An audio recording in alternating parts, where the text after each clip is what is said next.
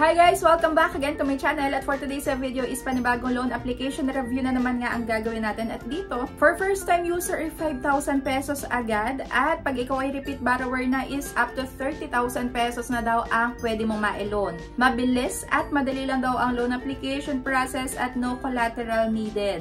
At ang loan term, 6 terms pa. Kaya ayun, review natin itong loan app na to dahil wala nga itong ratings and reviews pa para malaman nyo nga din kung ito is legit at matutulungan kayo. So, yun. Umpisahan na natin. Pero syempre, kung bago ka pa lang dito sa aking YouTube channel ay huwag mo kalimutan mag-subscribe at pindutin mo na din yung notification bell para lagi kang maging updated sa mga next uploads ko. At sumali ka na din sa aking Gcash giveaway at sa aking dalawang cellphone giveaway this month na yan, December. Kung paano sumali, kailangan lagi ka lang updated dito sa may mga ina-upload ko sa YouTube at huwag mo kong kalimutang i-PM sa aking Facebook page para maisali agad kita. So, going back na nga dito sa ating i-review, ito ay ang Sapat Pera Loan App Philippines.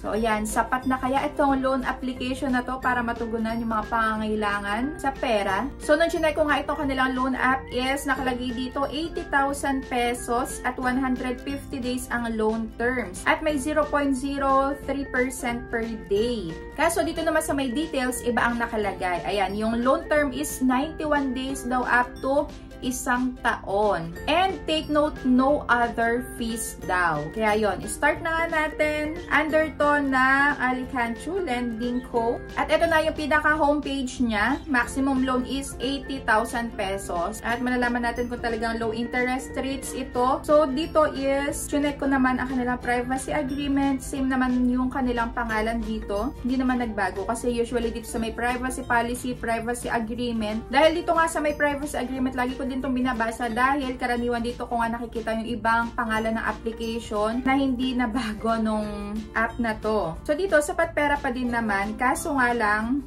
eto, wala pala sa may privacy policy dahil nung pagkayari kong i-register yung aking number is nagbago na ulit yung kanyang pangalan. Siya na ay si Bilis Pera. So, hindi na siya si Sapat Pera. At nung ako nga ay mag-a-apply now na, dito na ako agad na redirect sa my loan details. So, ibig sabihin is, na-applyan ko na to dati. At hindi na naman nga totoo yung kanilang delete account. Ayan, cancel account. Dahil eto, pati yung bind card number is andito din. At na-offeran nga nila ako ng 4,000 pesos. Pero, short term to, 7 days. At iba na yung kanilang interest, 0.5% per day na. Hindi kagaya nung kanina. At ang matatanggap ko na lang dito if ever na i-accept ko is 2,480. Kaso hindi na naman nga totoo yung nandun sa kanilang details sa may app nila na no other fees dahil meron ditong processing fee na 1,266, napakalaki. Total interest fee na 26 at risk control service fee na 228. Kaya ayun, 2,480 na lang yung aking matatanggap at yung pagbabayad ko is 4,000 pesos din.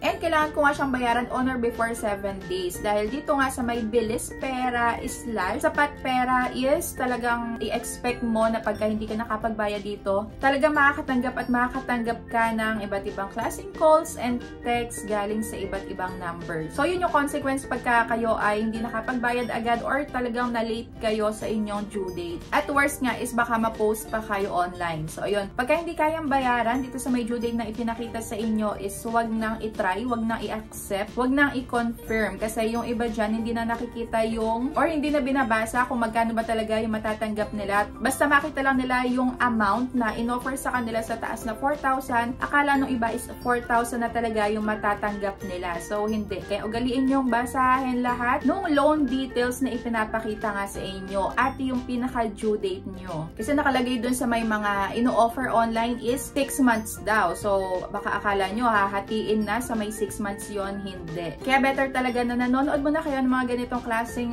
loan app review bago kayo nagtatry nga sa mga nakikita nyo lang online. Yan, huwag kayo agad magpaakit dahil baka after nyo nga magsagot doon sa may loan application is mabigla kayo doon sa may last part na. At nag-search nga ako dito online, wala pa naman ako nakita na na-post nila. Pero ayun nga, ang sinasabi ko sa inyo, huwag nyo na i-accept pagka ganito nakita nyo na short term lang at lalong pagka hindi nyo kayang bayaran sa due date na yun, wag na. Better try na nga lang yung ibang talagang legit na apps kagaya ng Maya, Tala, avail is S-Loan, G-Loan, Laz Loan, One Hand, Mr. Cash, pwede din, Cashalo. So, ayun, dun yung unahing mag-apply bago dito sa may mga bagong labas lang. So, kung may nakita pa kayong bagong labas na loan app, isi-comment down nyo na nga yan.